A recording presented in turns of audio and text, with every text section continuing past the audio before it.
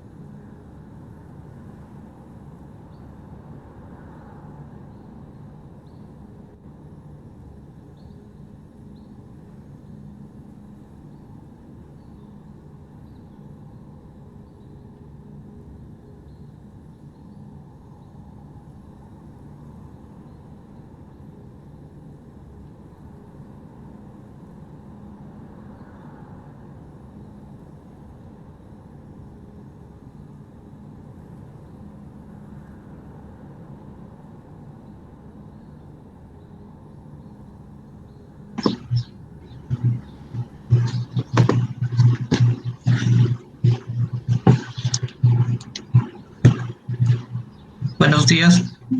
No, el tema que nos tocó a nosotros fue pobreza y desigualdad económica en México.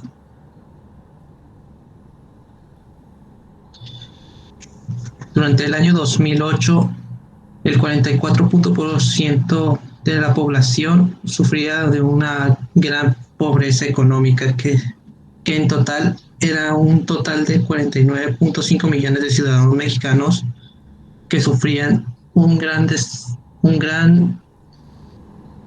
porcentaje de pobreza. En el año 2010, el porcentaje de la pobreza aumentó hasta un 46.1%, siendo estas unas 52.8 millones de personas con una gran dificultad económica. Al 2012, más de 53 millones de personas sufrían de pobreza económica. Esto era el 45.5% de la población durante esta época. En 2014, México pasaba por una época difícil, ya que 53.3 millones de personas sufrían de pobreza. Esta era una de las cifras más altas registradas durante el momento. En el 2016, la tasa de pobreza se disminuyó a un 43.6%, esto siendo un total de 53.4 millones de personas sin estabilidad económica. Y durante el 2018, en este año, el porcentaje de la población se redujo a un 41.9%, siendo esto un total de 52.4 millones de personas que sufrían de pobreza económica. Mi compañero Asaf les dirá qué ha hecho el gobierno de México para combatir esta pobreza. En cuanto a las medidas tomadas por parte del actual gobierno, se lanzaron programas para combatir el desempleo juvenil, apoyar a sembradores y personas de ingresos bajos, transfiriéndoles efectivo. Además, se otorgó una pensión universal a adultos mayores.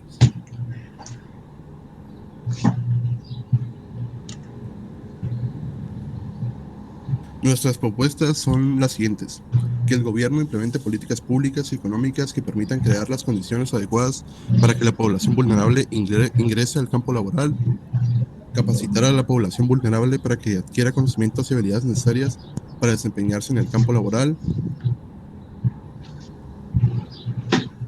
llegar a un acuerdo con el sector empresarial en el que el gobierno Perdón. distribuya el pago de impuestos con la condición de que se contrate a las personas que han sido capacitadas y dar seguimiento al desempeño de la población previamente capacitada.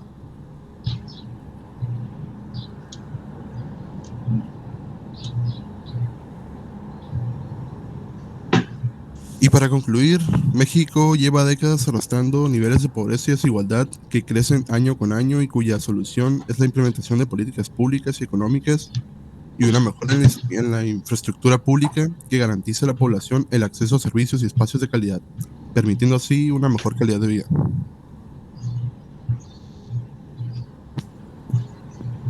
Con esto concluimos.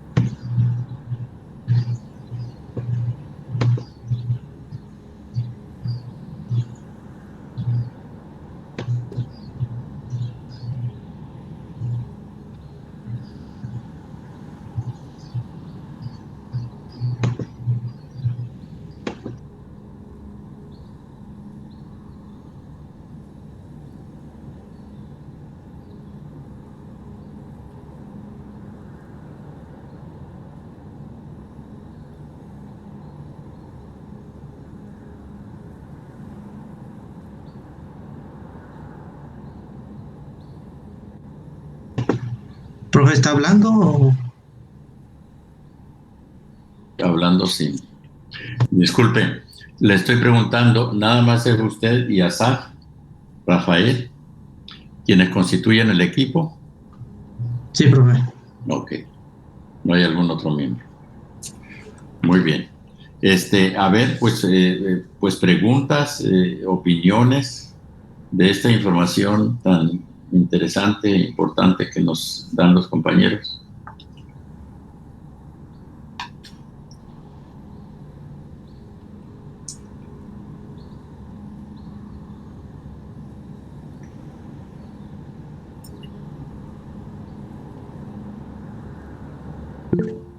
A ver, algún punto de vista. Brian, ¿todo bien? Dice Brian.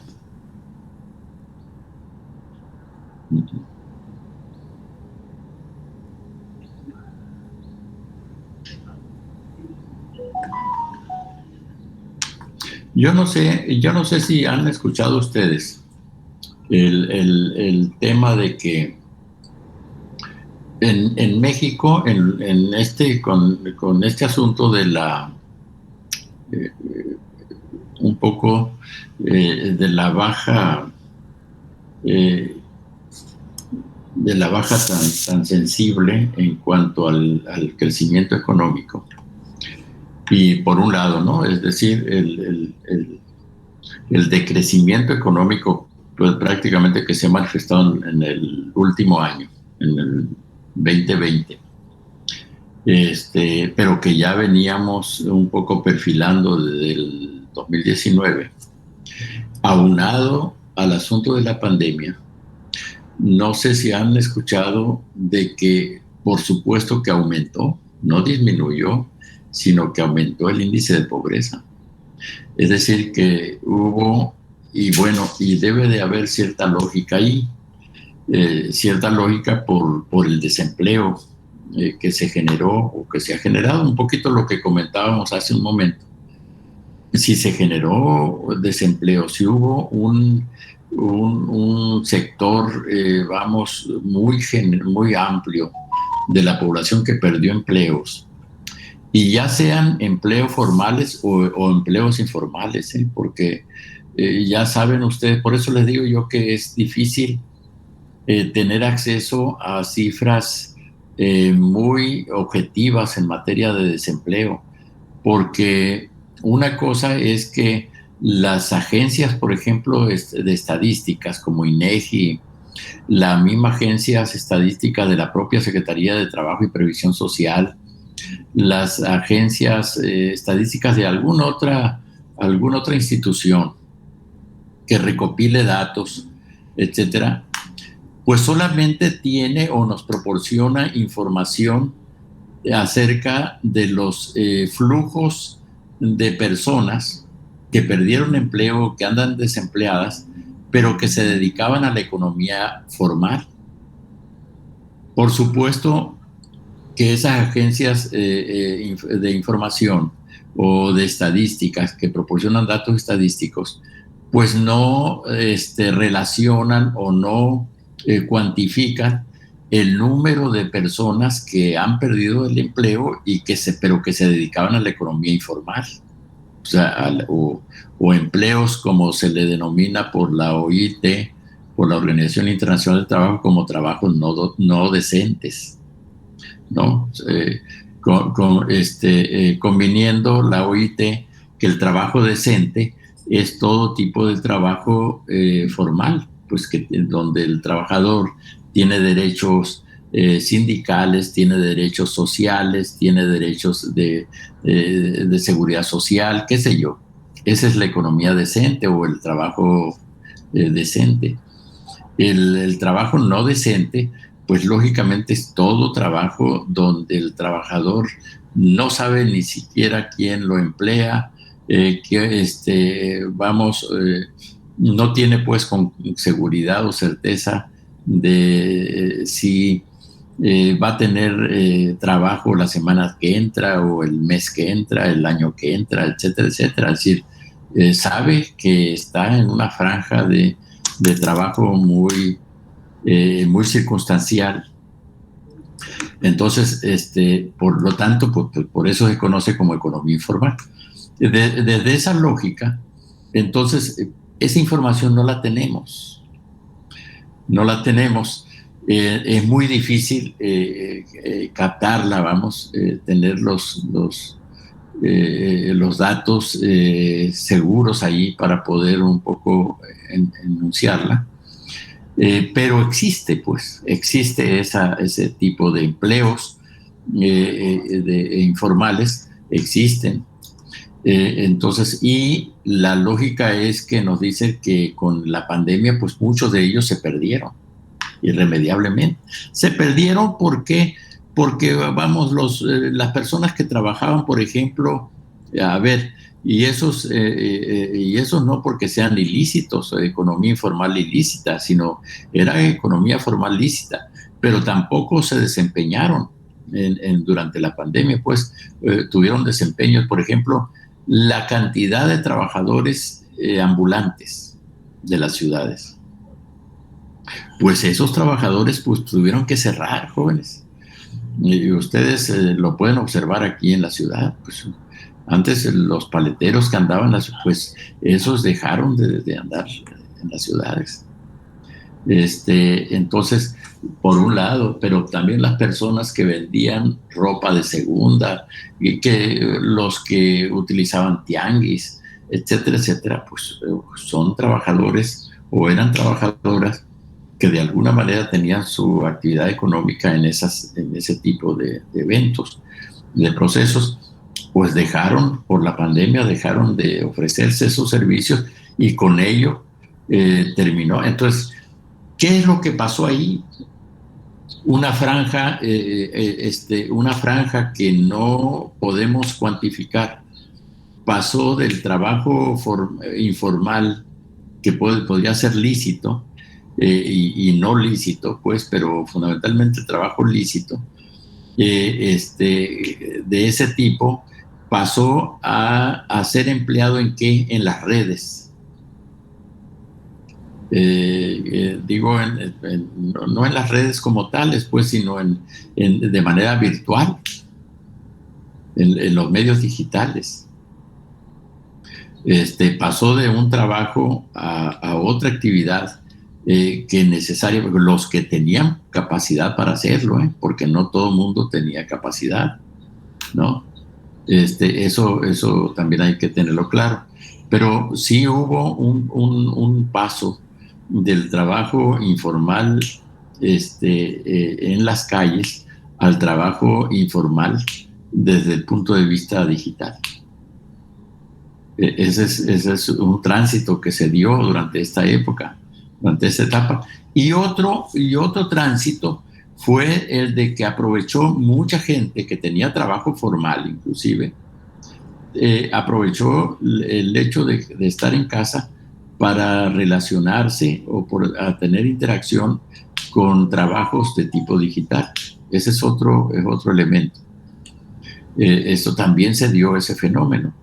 Que nosotros no estemos atentos para registrarlo, es eso, o que no hubo una medición estadística de esos eventos, es otra cosa, pero de que se ha dado, de que se está dando todavía ese fenómeno, pues es cierto, ¿verdad? Fíjense ustedes, era natural, era lógico que se diera. De tal suerte que yo lo que les comento a los expositores, sobre todo, no registraron ustedes, ustedes registraron que sí que bajó el número de pobres durante este tiempo. Entonces, hay otras estadísticas que nos dicen que no tan solo no bajó, que no se incrementó. Que se incrementó, nada más que dicen o afirman, pues que es difícil medirlo. Y allí hay cierta lógica, pues, a ver, Gonzalo, ¿qué nos podría comentar en ese sentido usted?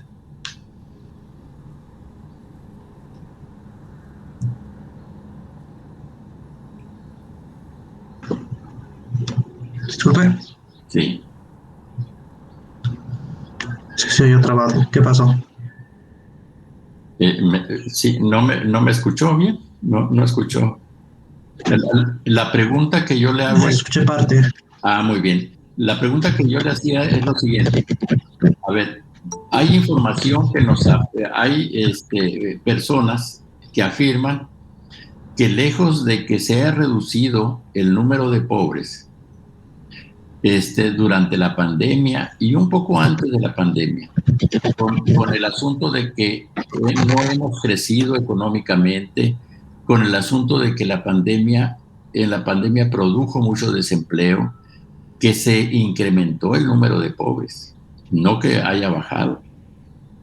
Entonces, usted en la estadística nos está comentando de que sí bajó, en un porcentaje, pues no es muy significativo, pero cuando menos de 50 y tantos, casi bajó al 51, ¿verdad? Pues implementaron estrategias para reducir La pobreza. la población de pobreza en personas, pero aún así sigue siendo una gran mayoría. No, sí, indudablemente, pues un número muy amplio de personas en pobreza. Muy bien, y el dato, a ver, otro dato, Gonzalo, no sé si usted, usted o Asaf pudieron encontrar algún dato que nos diga, bueno, ¿cuál es el nivel de pobreza? O sea, ¿qué es la pobreza? O cómo Coneval, vamos,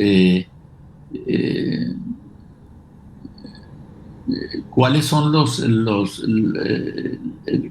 cuál es la caracterización que hace Coneval de la pobreza en México? ¿Qué es ser pobre? Y qué es ser muy pobre, es decir, cuál es el grado de pobreza, porque hay gente en extrema pobreza o en mucha pobreza y hay gente en pobreza nada más.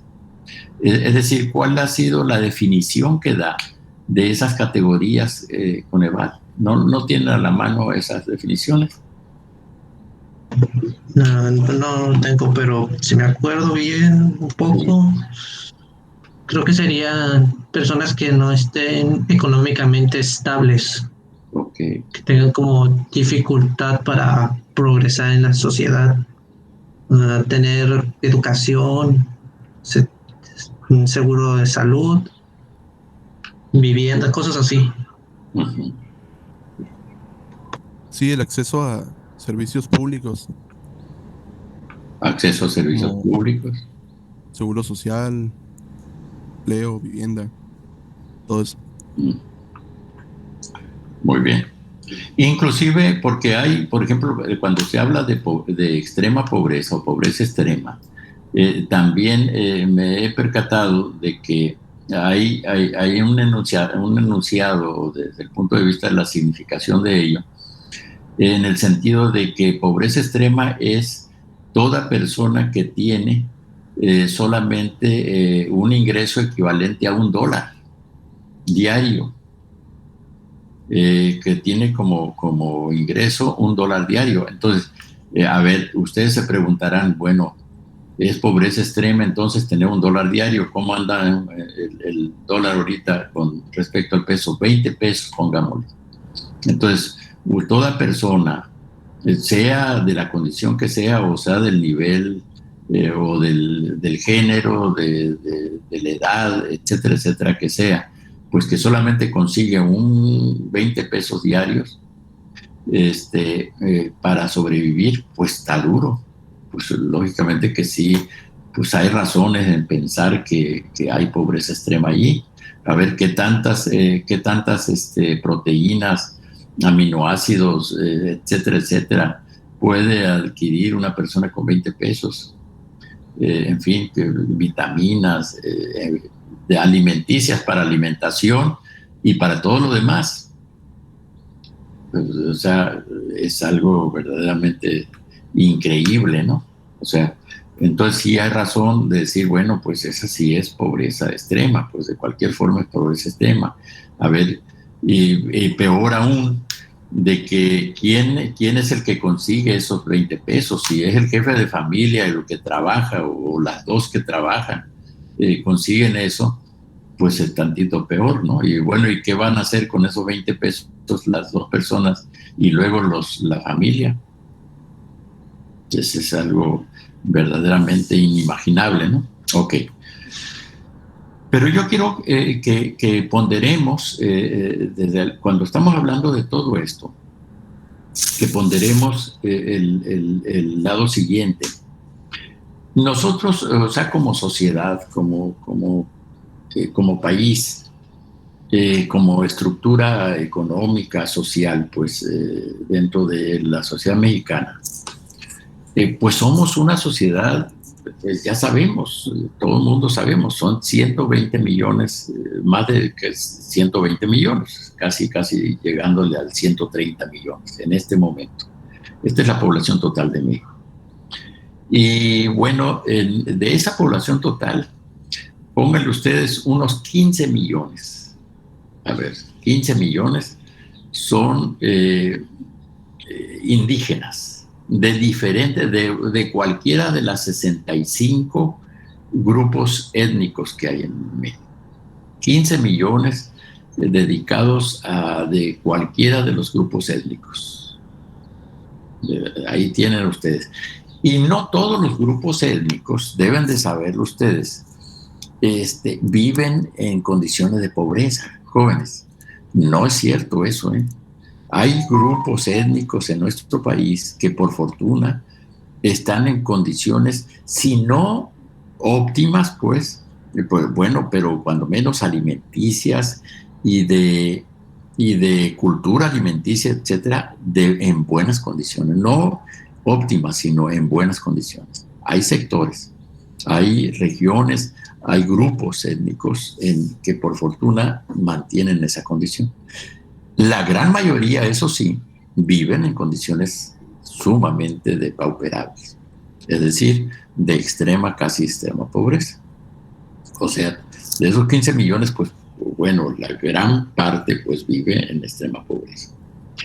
Ok, ese es por un lado.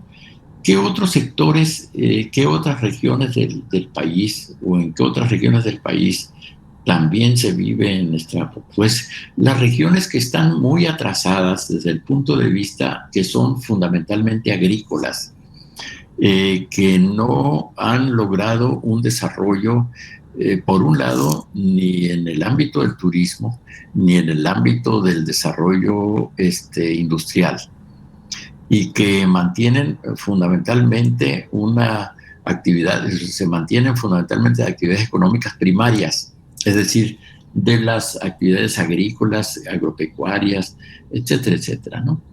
Entonces, y que tienen un sistema geográfico o una modalidad geográfica sumamente compleja. Pocas planicies, muchas sierras, muchas serranías, una orografía muy accidentada, pocas planicies, muchos bosques, qué sé yo, pero también y una política de urbanización muy lenta. Y ustedes seguramente están identificando fácilmente o pueden identificar qué estados, qué entidades del país pues son las que mantienen esa situación. Pues estamos hablando necesariamente de Oaxaca, estamos hablando de Guerrero, del estado de Guerrero, y estamos hablando de Chiapas. En alguna parte, en algunas regiones de Veracruz, y claro está, de otras partes de entidades, pero normalmente, fundamentalmente, esas tres grandes regiones.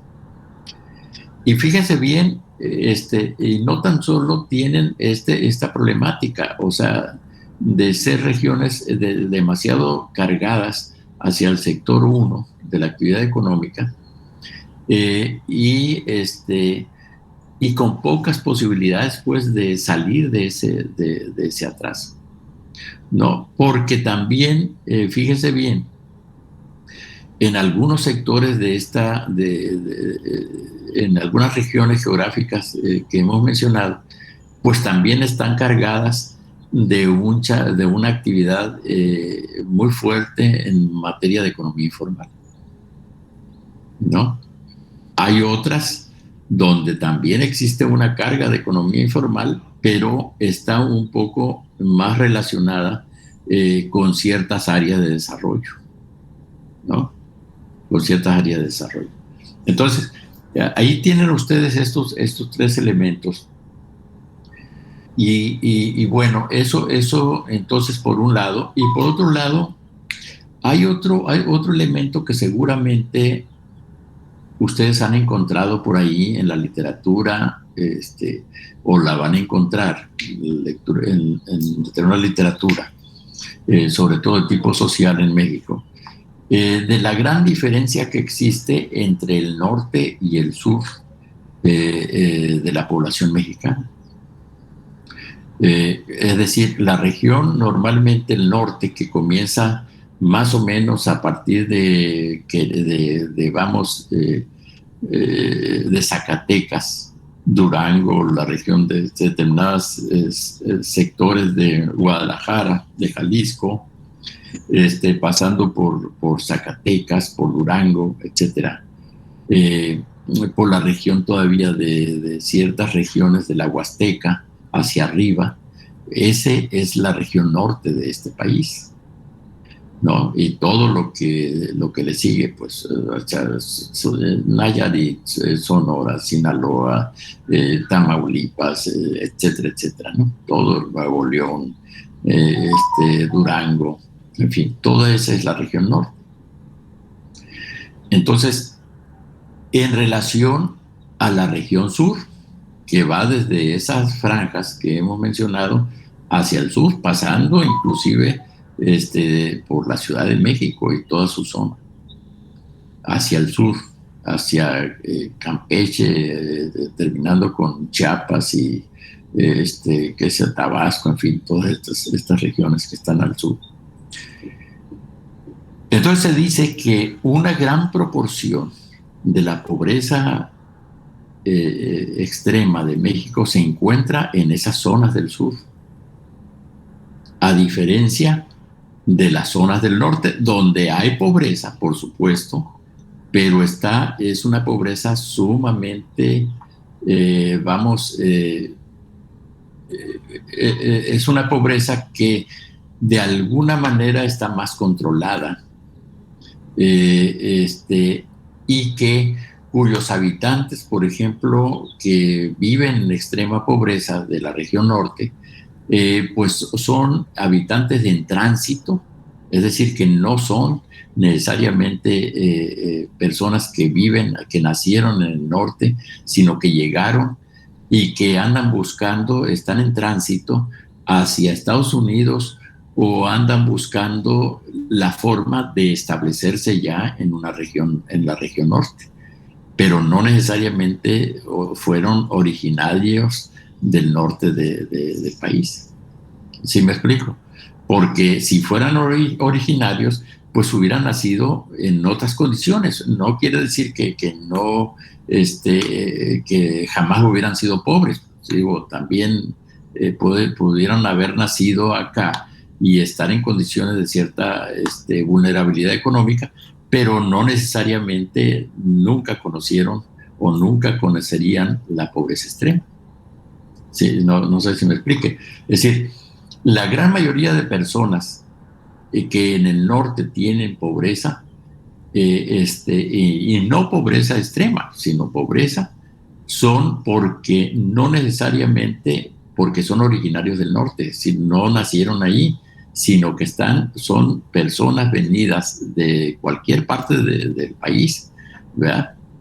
Sobre todo del sur del país, y están en tránsito hacia Estados Unidos o están en tránsito a considerarse a salir de las condiciones en que estaban. No sé si me explico. Están casi a punto de salir de esas condiciones. Esto es importante que lo registren porque este es otro factor también que está condicionando la condición de pobreza en México. Es decir, el lugar de nacimiento de la pobreza extrema o de la pobreza en este país. Y esto tiene que ver también con el grado de desarrollo y de crecimiento económico que tienen las regiones de México, ¿no? Entonces se dice que normalmente que en el norte existe, por las condiciones mismas del desarrollo, ciertas esquema de posible más desarrollo, posiblemente de mayor desarrollo que el resto, que la población del sur de este país. Ojo con ese detalle, porque lo van a ver ustedes reflejado en mucha literatura, muchos especialistas o estadígrafos, etcétera, politólogos, en fin, sociólogos, establecen estos criterios y son criterios hasta cierto punto reales, o sea, hasta cierto punto reales, es decir, corresponden a una realidad. Y esto, pero pues, lógicamente que esto no siempre es así, pues, o sea, no porque esto corresponde a una realidad, en todos los casos se dan así los procesos. Es decir, no toda la gente que llega del sur de México o del centro de México hacia vivir en cualquier región del norte es porque sea pobre. Pues claro que no. Hay hombres y mujeres profesionales, profesionistas de diferentes campos que han llegado por acá y que ya venían en una condición muy económicamente muy aceptable, ¿no? Es decir, eran hombres o mujeres con una capacidad de ingresos y llegaron pues por razones de cambio de otra naturaleza. Es decir, esos cambios existen, pues esas condiciones existen. No toda la gente que llega, pues eso hay que tenerlo claro. Pues. Aquí no estamos tratando casos individuales. O sea, es la estadística, pues el comportamiento de los números, de los grandes números, ¿no? Es a eso a lo que nos referimos. Entonces, los especialistas nos dicen, pues, que hay ese tipo de factores que han sucedido en nuestro país, que están sucediendo. Y esto es real por el tránsito tan increíble que hay de personas del centro o que vienen del centro o del sur de México rumbo a Estados Unidos. Y el mejor ejemplo que ustedes tienen y que seguramente lo pueden corroborar, en cualquier momento lo pueden corroborar, pues es el caso de las ciudades fronterizas, ¿no? Tijuana, qué sé yo, Nogales, Ciudad Juárez, Chihuahua, etc.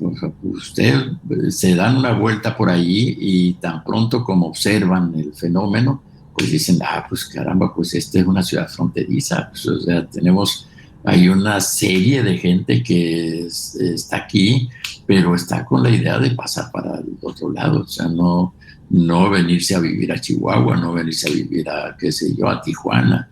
No, lo que menos le interesa es eso, le interesa irse a vivir a un lugar de Estados Unidos. Y eso lo pueden apreciar perfectamente ustedes en las ciudades fronterizas. Les digo, más que, sin embargo, recuerden lo siguiente: Baja California Sur, Sinaloa, Nayarit, Durango, todas estas ciudades intermedias que están antes de llegar a la frontera, pues también son ciudades de paso. Eso no lo olviden.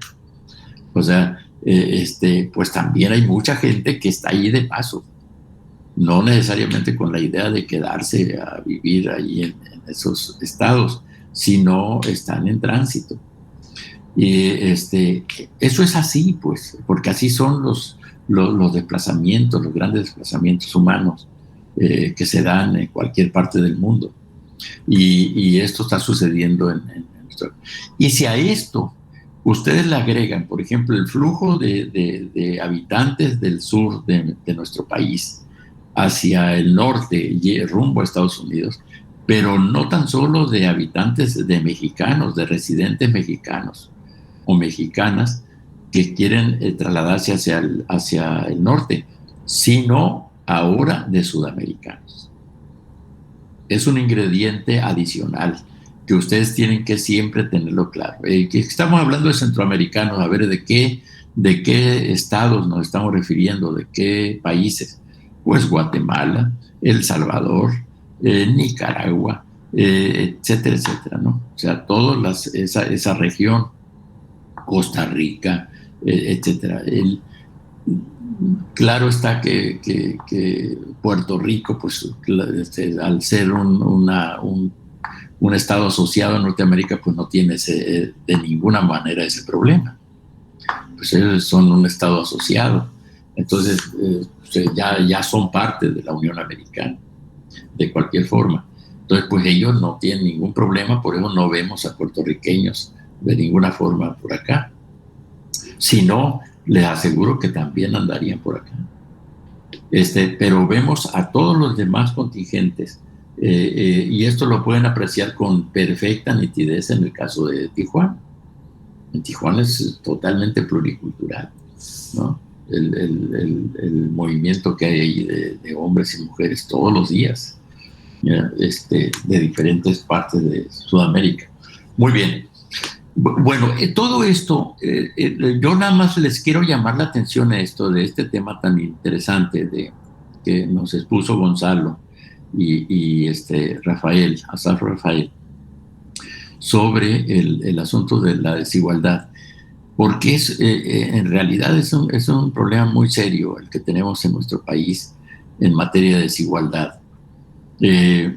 Esas caracterizaciones de pobreza extrema, del estado de la pobreza, etcétera, hay que tenerla, hay que aprender cuál es la definición que tienen los especialistas.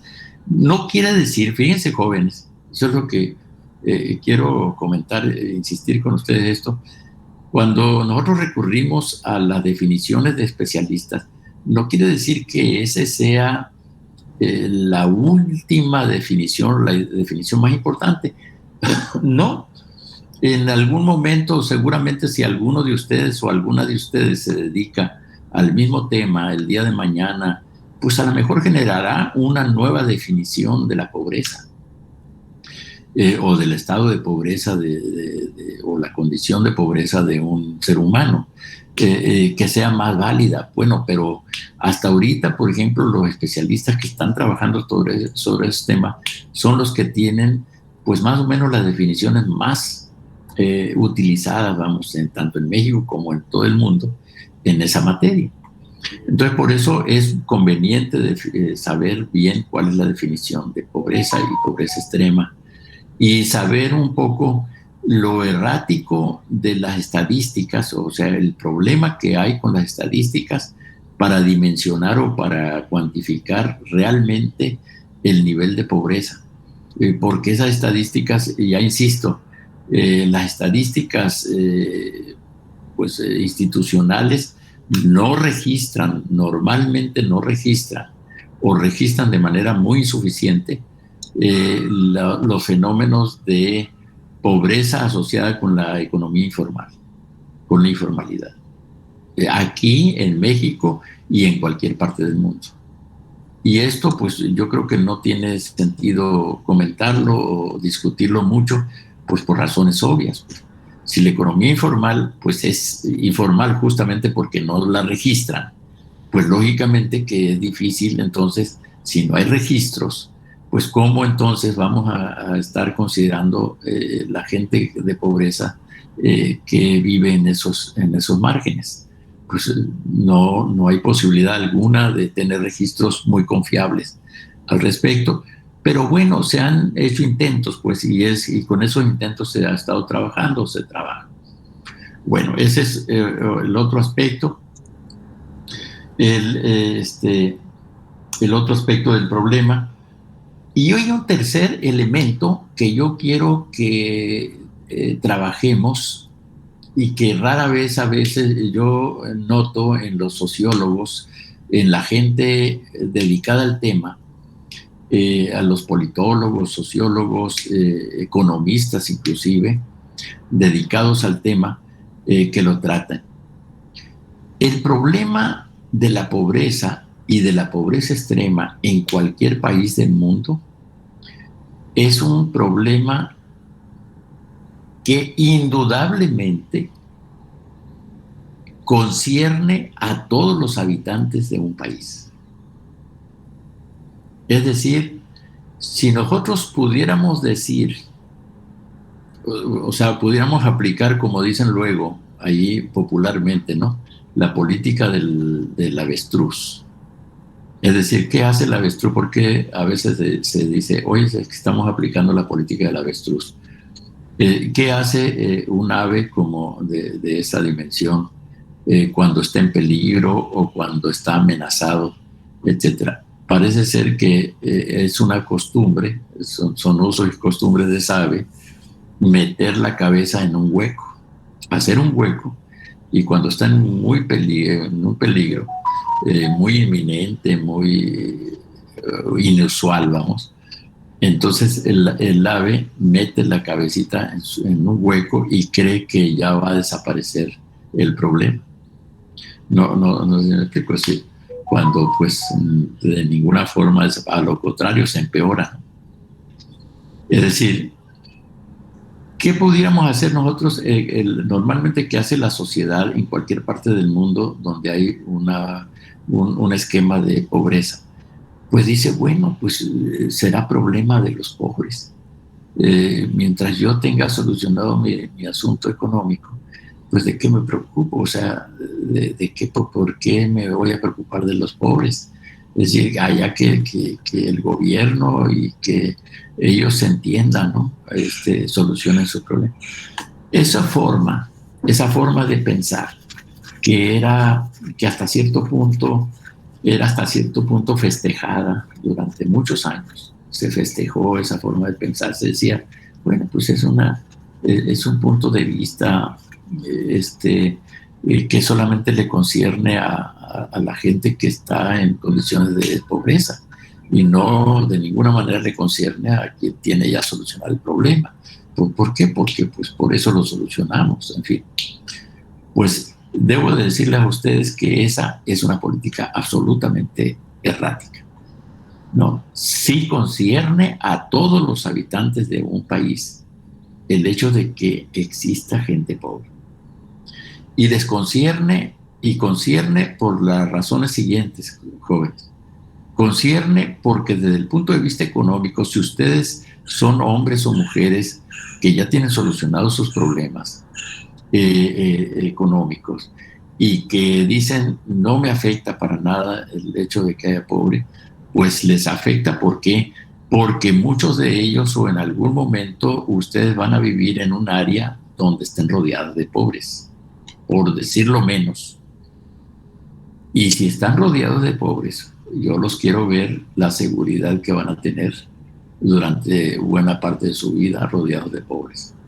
No. Dos, porque el hecho de que exista esa pobreza, si ustedes se dedican el día de mañana a tener una fábrica, una empresa, una propiedad, qué sé yo, y tienen ese nivel de pobreza o están relacionados o circunstanciados por esos sectores de pobreza, pues tengan la certeza de que no le va a ir bien en sus empresas, porque no van a poder lograr vender, tener las ventas, tener etc.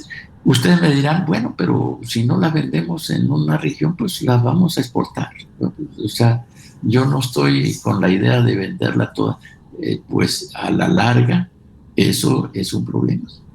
Es un problema. Y no a la larga, sino a la corta o a la mediana. Entonces es un problema. Se convierte en un problema el hecho de que exista demasiada gente pobre que no tengan ni siquiera posibilidad de comprar o de adquirir los productos que ustedes están elaborando o están vendiendo, acomodando en el mercado en determinado momento. ¿Por qué? Porque el nivel de ingresos no alcanza.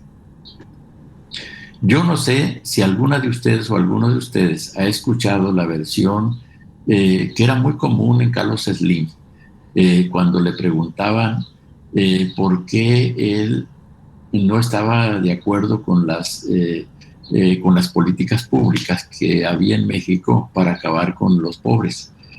Y entonces decía, bueno, ¿y por qué, don Carlos, no está usted de acuerdo?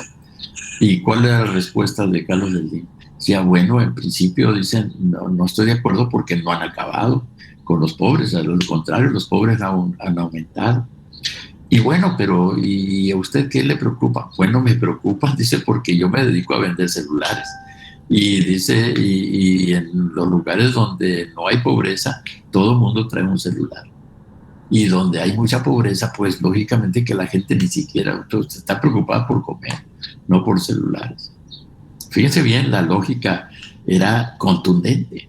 O sea, bueno, me interesa porque no hay demanda. No hay demanda para mis productos. O sea, obviamente a él que le interesa otra demanda, no, le interesa la demanda de sus productos, por supuesto. Pero entonces lo mismo sucede con cualquier otro empresario. o empresaria que se dedique a lo que se dedique. Bueno, si hay mucho pobre, pues lógicamente que yo voy a tener poco espacio de realización de ventas. ¿Sí me explico? Es decir, claro que sí es una preocupación para hombres y para mujeres, sobre todo, bien informadas sobre los temas, ¿no? La pobreza es algo que concierne absolutamente a todo un país.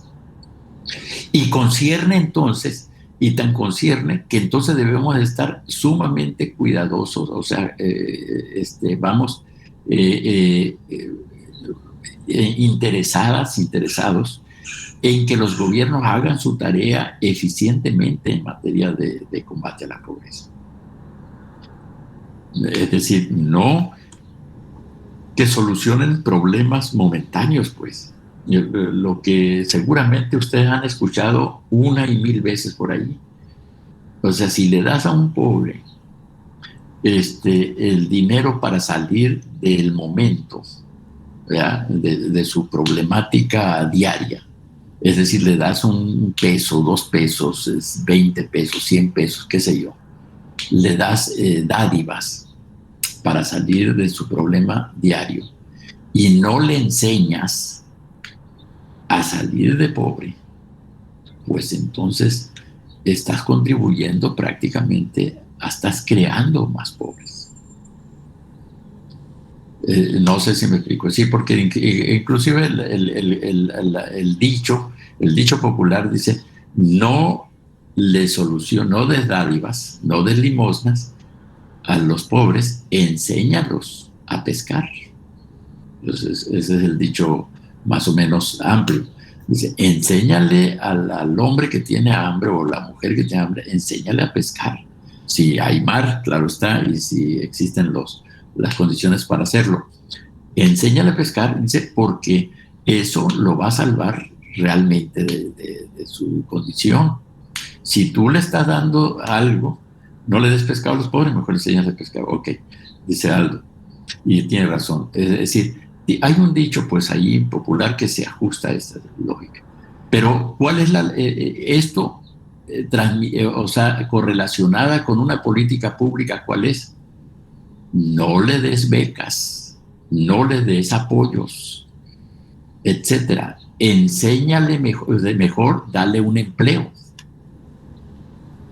Y el mismo empleo lo va a obligar, ¿sí ven?, a solucionar su problemática. No sé si quede claro el asunto. Así de fácil. Si tú le das empleo a alguien, el mismo empleador o otro trabajador le va a decir: ¿sabes qué, maestro? Ya tienes empleo. Ahora resulta que con este empleo tú tienes derecho al ISSSTE o tienes derecho al Infonavit. Y ¿sabes qué? Una vez que tienes derecho, tú puedes conseguir o tramitar tu casa. Y tú puedes conseguir o tramitar préstamos, etcétera, etcétera. ¿Para qué? Para que a lo mejor, aparte de tu empleo, pongas un negocio. Sí, quede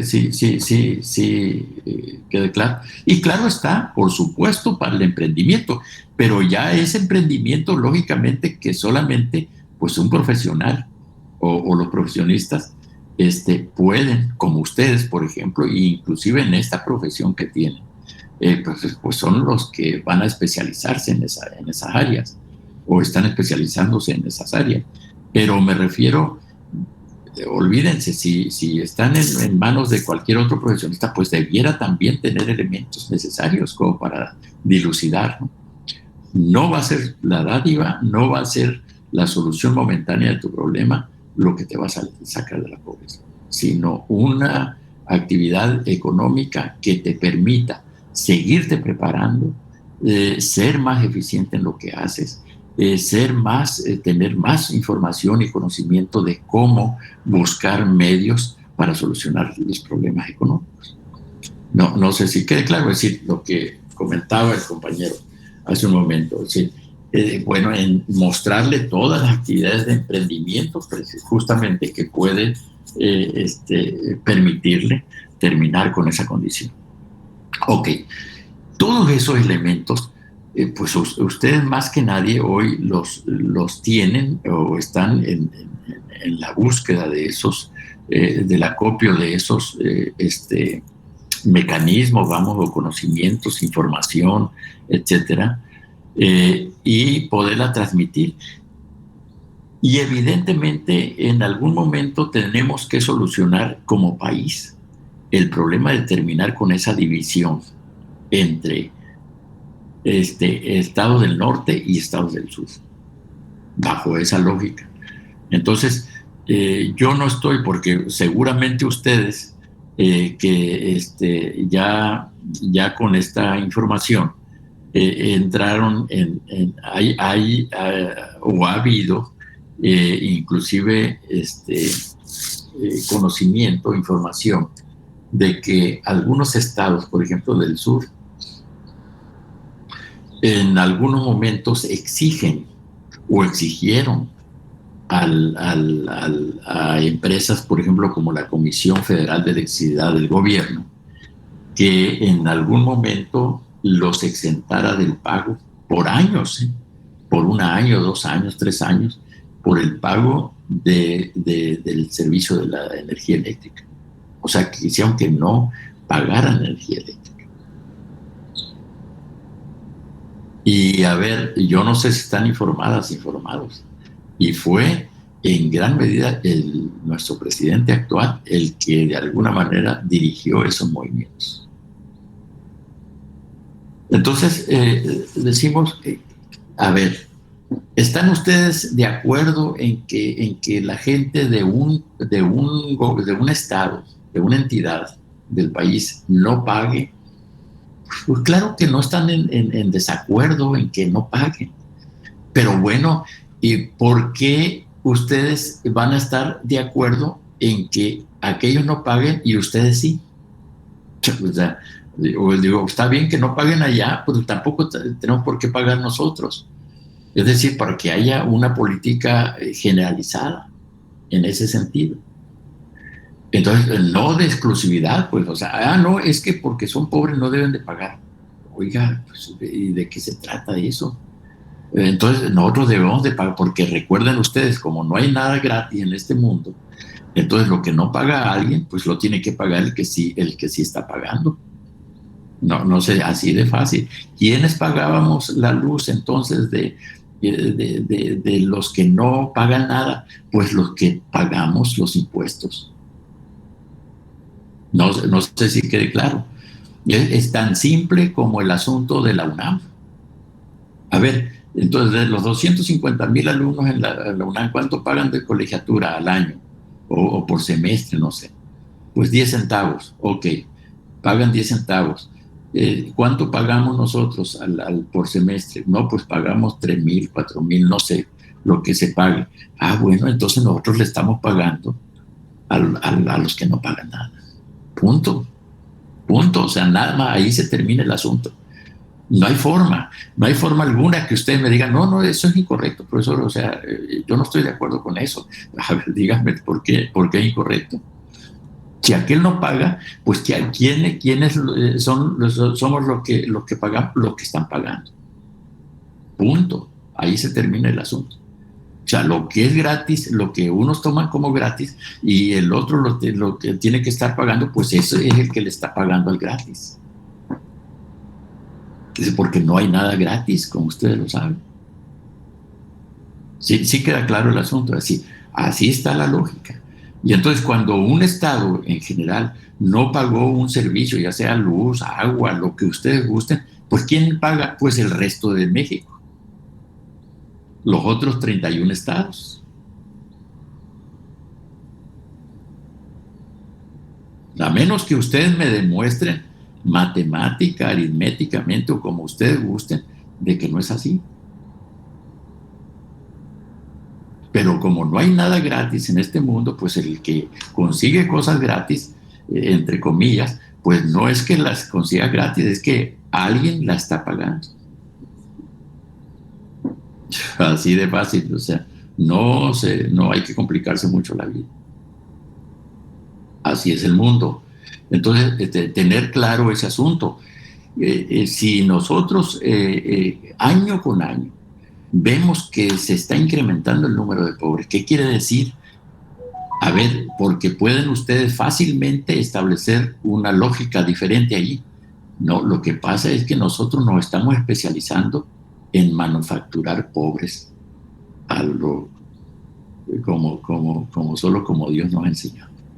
Es decir, no estamos terminando, no tan solo no estamos terminando con la pobreza, estamos creando más pobres. Esa es la bronca. Entonces ya nos gustó la crianza de pobres. Por alguna razón nos gustó. Sí me explico. Es decir, si no estamos terminando con eso y estamos generando más pobres, ¿qué quiere decir? Que no tan solo hay pobres a los que ya les gustó ese modo vivendi, también existen hombres en el gobierno muy agradecidos de que haya tantos pobres.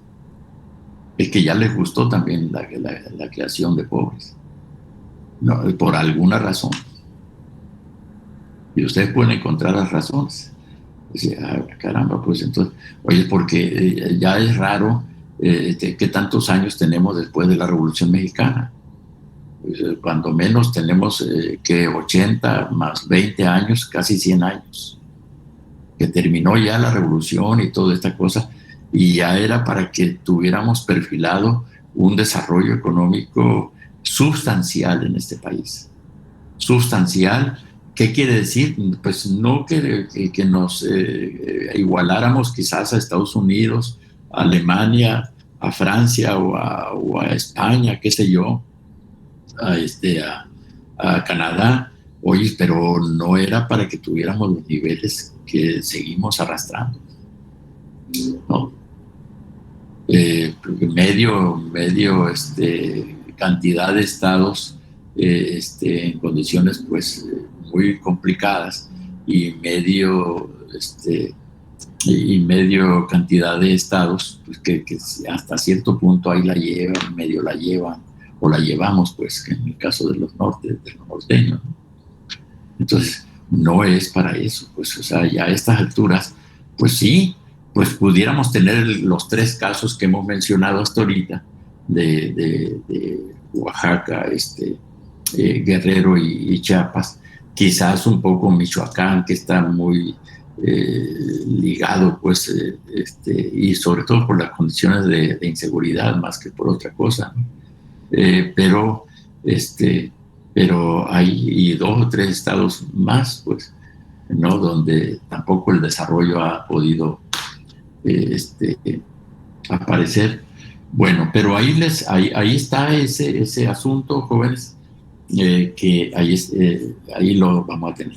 Bueno, miren, yo no sé si hay alguna otra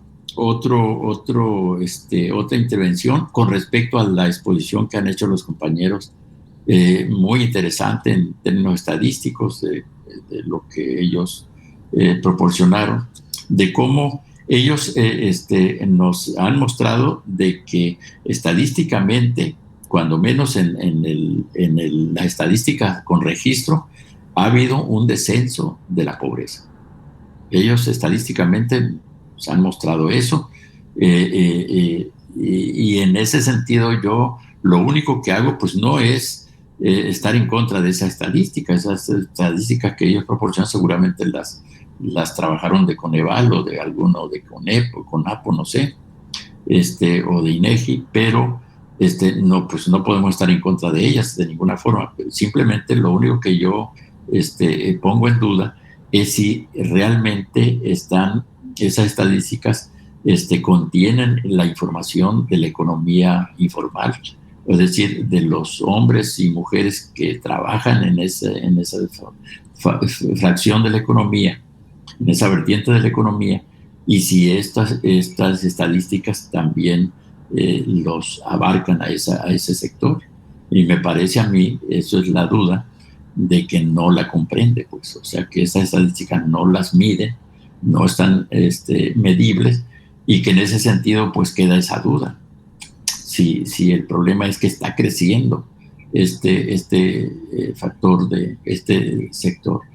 La otra situación es que pudiera darse también el hecho Y recuerden ustedes que dentro de los programas sociales del actual presidente de la República, pues son programas de jóvenes que están en desempleo, pero que están apoyados mientras se encuentran un empleo. El famoso apoyo para los ninis. Pero me parece que no es muy significativo el número, o sea, no son tantos millones de jóvenes, pues es un sector interesante, importante, pero no es la totalidad. Y recuerden que los otros grupos de apoyo pues son fundamentalmente para estudiantes también, pero esos apoyos estudiantiles pues espero yo que realmente sí sean para los estudiantes que estudian, por un lado, y por otro lado, estudiantes que requieren esos apoyos por las condiciones económicas de sus padres. Pero tampoco eso los va a sacar de la pobreza, les va a ayudar para solucionar sus problemas académicos, etcétera, pero no van a salir de la pobreza, por favor, con esas becas, ¿no? Es decir, ahí no creo yo. En todo caso, los que sí pudieran estar apoyados allí, y en ese sentido son los ninis, ¿no? Que están en búsqueda de un trabajo y que inclusive son empleados en alguna empresa, y esa empresa finalmente con la idea de contratarlos al finalizar su programa, en fin. Ok. Quizás ese es el elemento que está considerado aquí de reducción del número de pobres, ¿no? En el 2018-19. Pero yo quedo con esa duda. Espero que se comprenda pues mi planteamiento, pero no son de ninguna manera dudas de las estadísticas que manejan los compañeros, pues ellos deben de haberlas conseguido de una fuente, ¿no? Muy bien. Bueno, jóvenes, hasta aquí pues entonces esta situación. Si no hay, les paso a comentar lo siguiente. Miren, quiero proponerles que esta sea prácticamente, nos estamos con esta exposición de los compañeros, pues que estaba pendiente, y yo aquí sí veo la preocupación de la falta de la sesión del viernes. Creo que eso no me lo transmitió Rebeca, que estaba pendiente esta participación de los compañeros de Gonzalo y de Rafael. Bueno, pero fuera de esto, yo quería plantearles lo siguiente. Ustedes de aquí prácticamente ya terminamos nuestro programa. La única actividad pendiente es la que ya acabo de subir, la tarea que acabo de subir. Si hay alguna duda, me gustaría que la comentáramos sobre esta actividad. Y dos, que junto con este reporte, que en este último reporte, me envíen por favor ustedes una autoevaluación de cada uno de ustedes. Es decir, una autoevaluación, ¿qué significa? Que me pongan ahí junto con el nombre, etcétera, o al finalizar el trabajo, etcétera, etcétera. Autoevaluación, y se autoevalúen. ¿Cómo quiero que lo hagan? Pues con las calificaciones que cada uno de ustedes tiene, con la